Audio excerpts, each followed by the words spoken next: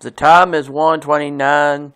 The date is October the 24th, 2016. You're listening to the Jesus Heart Radio, and it is time for Christian Talk Live with myself, Isaac David Brigman, the founder and creator and DJ of the Jesus Heart Radio and the pastor of the Christian Hearts Christian Fellowship online ministry. Well, today we're going to talk about the fact that it seems like these elections we've been going through with Trump and Clinton has been going a little too far, and it's like they're two kids that can't get along with each other. And that's one thing I want to say. And another thing I want to say is that you can go to church, and there will be times you will go, depending on what church you go to, and there'll be some people there that stand out amongst the crowd of people. And you look at them like, okay, so what you're saying is these people are those that have their issues, but they still go to your church. Yes. And that you see them every time you go to your church, and you find out that they end up basically being people you have to pray for and watch out for because they do things that don't make no sense. Not all churches have those folks, but some do, and realize when you have them, keep on your guard because there's a reason why they go to church. Might not be because they really want to, but it might be because they do want to. But do understand there's a reason. Also, I want to talk to y'all today on the fact that, let's see, what else do I want to talk about? I had it on my mind and it was slipped away. Well, there's a thing I've noticed where the small churches, storefront churches, small little country churches and stuff, our little churches in general, they seem to last longer than the big churches. And I think that's due to the fact that the big churches spend too much on looking pretty than they are trying to get the people in. And then by the time they get them in, it's like, what good does it do you to worry about it? Because you already killed the church. You killed the church by basically saying that if you want to go to church, you got to go to a big church. When knowing any church will do as long as God approves of it. It's got to be a God-approved church. And if God approves of it, that's what matters. And that's what we're going on, folks. And I've seen it before where people will get upset because they think that people like me are trying to say that you don't have to be picky about church. Well, if God says it's okay for you to go to that church, I'd do what God said because that's what matters more. But if you spend less on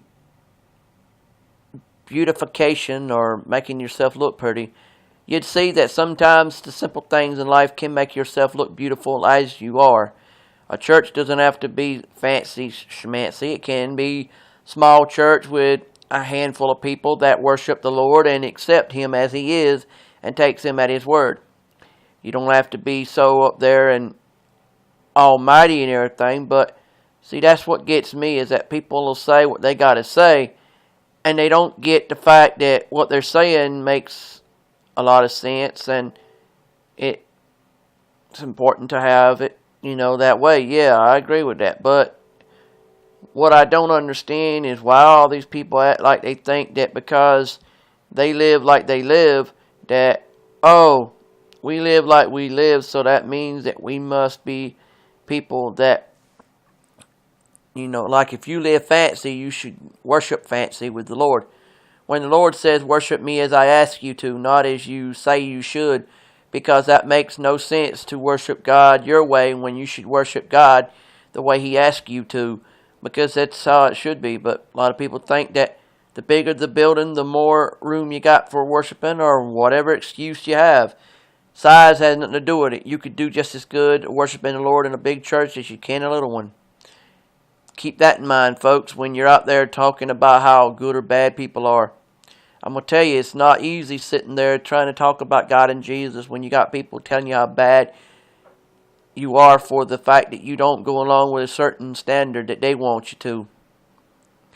But anyways, I just want y'all to know that I love y'all, and I want y'all to know that when I talk about what I talk about, it's not to be ugly. It's just that I think that we need to address the fact that we speak more about the silly things of this election than we are the fact that where does God stand in this election? Is God even in it or not? And if He is, why don't we talk about it? And God's important just as much as anyone else. I'm going to tell you that too. But if you don't want to care about God and Jesus, that's your business. But don't expect me to listen to you when you tell me to disobey God when I don't want to. I don't really care about disobeying God. I care about obeying God and His commands and do as He says. That tells me that God always wanted me to be happy and wanted you to be happy, but be happy doing what He asks you to do and do it right. Don't sit there and act like you're going to be happy doing what you want, because that's the last thing you need to be worried about. But anyway, that's my opinion of the whole thing, whether you like it or not. And I think that we should honor God as He asks us to, not as we want to. But that's, like I said, my opinion. And I go along with my opinion. My opinion means that if I believe in God, then I will be in better company with life. I've been to churches that didn't have hardly nobody, but it worked.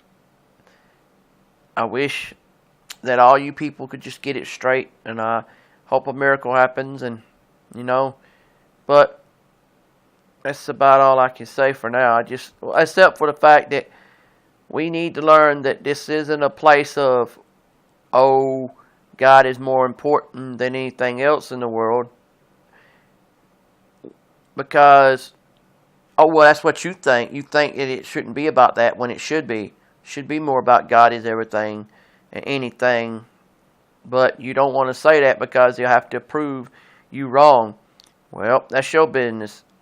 I'll talk to y'all later. But I want y'all to know that when you go to church, don't judge the church by the size of the members and the size of the building. Judge it by what's in the hearts and minds of the building, what's in the hearts and minds of the people, and what's in the hearts and minds of the preacher. If you can get that going, you got it going good. And I just hope you all get it straight. Have a nice day.